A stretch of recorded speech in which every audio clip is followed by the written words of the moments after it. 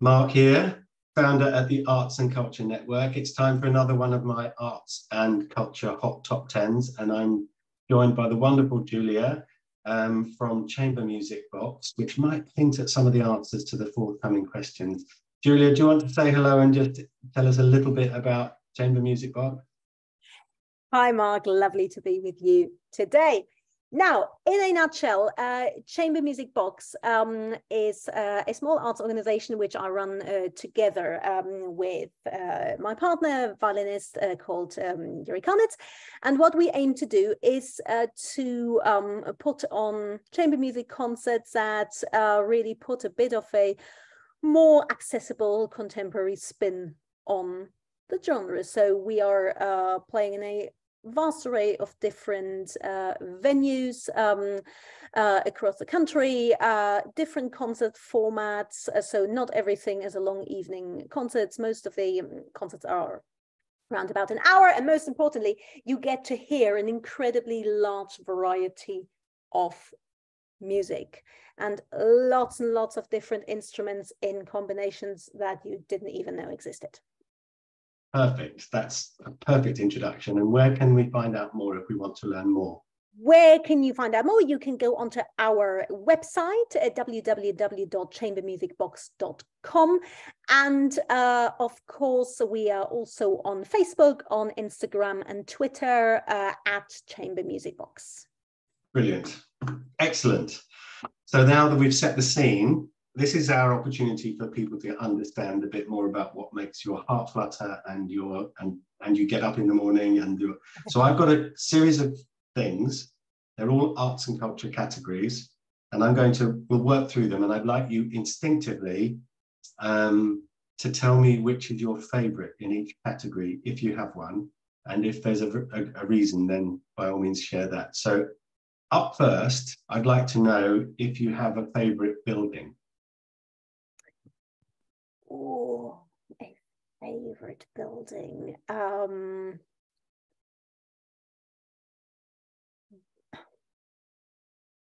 They're quite a few, I have to say. Favorite building off the top of my head. What comes to mind? The first one I thought of was the Sagrada Familia. Nice. Beautiful. That's a good one. I was expecting it to be a concert hall, but there you go. And do you have and the idea is that these are the ones, it's the one you could not live without, okay, in each of these categories. Okay. You have to, okay. So the next one is book. Do you have a favorite book? Oh, a favorite book. You're looking behind you at your background. Yes, I'm looking behind me because you see I'm in front of all our lovely books here. Again, I would probably struggle to pick a favorite, but in terms of genre, yeah, one of my absolute favorites is Russian literature. Okay. So are we thinking Tolstoy, or are we thinking? We are thinking in the direction of Bulgakov, Bunin, in that direction. Okay. Excellent. Brilliant. You see, what people have often done is they've told me that they've watched these and then gone off to find some of the things that you've been introducing. Next one is, do you have a favorite dancer or group of dancers? Dance would certainly be ballet. Okay. I think a particular dancer.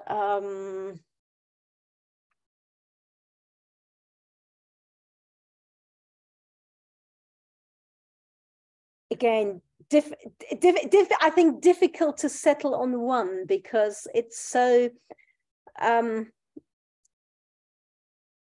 you so kind of associate, you know, certain people with certain works, with certain roles, you know, who you kind of think of. Anyone in particular? Oh God. Male or female, are you thinking?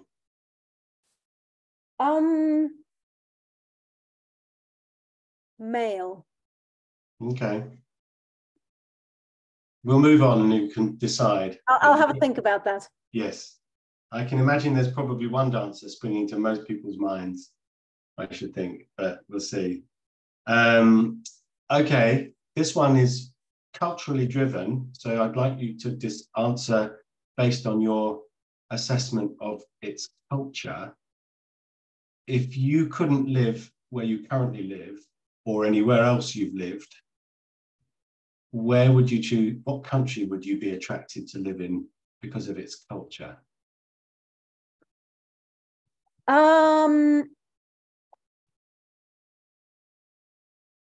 Spain. Nice. We're back there. We're back there, back in Barcelona. Excellent. Do you have a favorite sport? A favorite sport to watch or to engage in?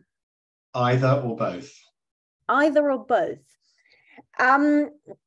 Okay, to watch. So my slightly sad hobby is that I watch a lot of figure skating, which of course isn't, you know, ever since Torval and Dean ended their careers, has not been a big thing in the UK. But, you know, with half of the household having a Russian background, so, you know, it's obviously a massive thing there. And yeah, it's actually that now that you were speaking about that you spoke about dancing earlier, it's really the combination of, you know, the artistic and the athleticism that attracts me to it. Yeah. And I would almost say that actually when I think of sort of some of my favorite dancers, I'm almost more instinctively thinking on the ice. So Interesting. Yeah. So it's a really I think for a musician it's something that you can very easily sort of identify with. Yeah. What about a musical genre? A musical genre. If you had to pick one. If I had to pick one, opera. Nice. Favorite opera? Favorite opera, Tosca.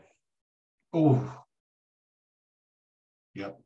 There is one that I can only listen to one. It's really weird, and because I'm a percussionist by training, I think it's the Papano one where I don't know, and the one they turned into a bit of a movie. I don't know if you know the one I mean. It opens with the orchestra clearly in the rehearsal studio, black and white. The chorus is up there. I'm pretty sure Bryn Terfield's up there somewhere. But it's the bells, the bell sound they got. I mean, it was like a booming bell. I'm going to watch it again after we finish. But yes, I'm with you. Tosca, absolutely. Do you have a favorite visual artist? Oh, a favorite visual artist. Again, favorite. If I had to decide on one, I think it would probably have to be Monet. Okay, I love that. I don't know. I was in this was a formative experience, but I found myself standing in front of the Raft of the Medusa by Géricault in the Louvre, I think, and it's the most huge picture. And the one thing I couldn't work out as a young person was how they could be this close to wield a brush and then step back 20 feet and it's perfect. You know, and it's the toenail, you know, the toes are like this on this painting, just incredible. But anyway, do you have a favorite play or musical? A favorite play or musical? God, I mean, we could really go right into deep into cheesy territory here, couldn't we? That by all means, most people do at some point. You see, if I had to pick one, I think, you know, I sort of grew up on cats, and I think it's, you know, whatever you make of it, I still think it's absolutely great. Brilliant. I love that. Yeah, I think in recent times, Matilda, for me, I think that I love Tim Minchin. Matilda's just so clever. Brilliant. What about a film? Favorite film? A favorite film? Ooh, let me think. Favorite film.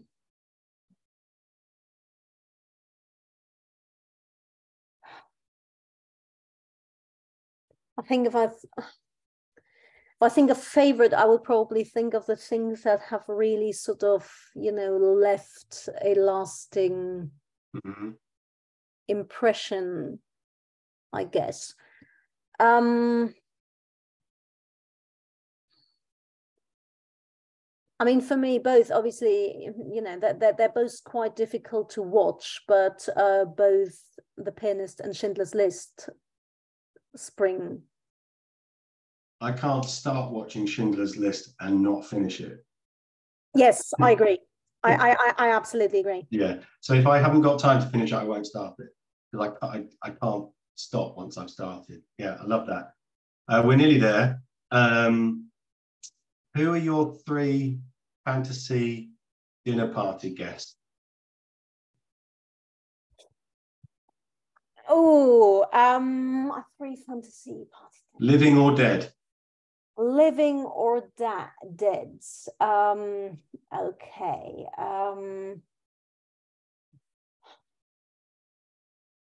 Shostakovich.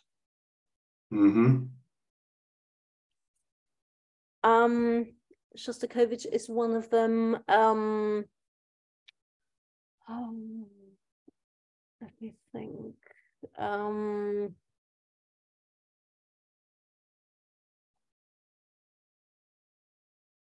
I think most of them would be composers. I think Shostakovich. Brahms is another one. And lastly, who else?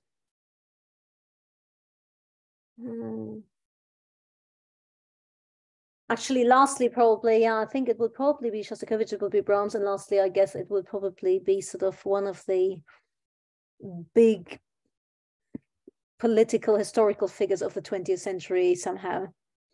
Okay, that'd be interesting. Certainly Shostakovich, chatting to that person, given that, yeah, that would be an interesting conversation. That would be very good.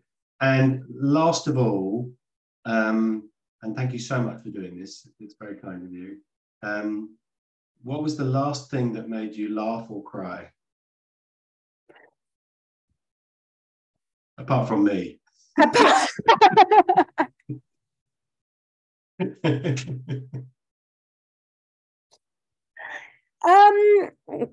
Well, I think in either of these two categories. I mean, I think in terms of made me cry. I mean, unfortunately, I think at the moment switching on the news most nights, you know, and seeing what's going on in the world. You know, really quite often, you know, does the latter. Yeah. You know, and especially obviously, you know, if you're somehow connected to that part of the world, you know, it's utterly tragic.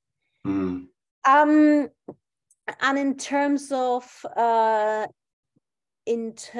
what makes the last thing that made me laugh, yeah, let's finish on a high, shall we? Well, I would guess I might have to mention a student of mine who a couple of days ago, well, without really telling me about it, or you know, seeing the need to maybe have a lesson on it.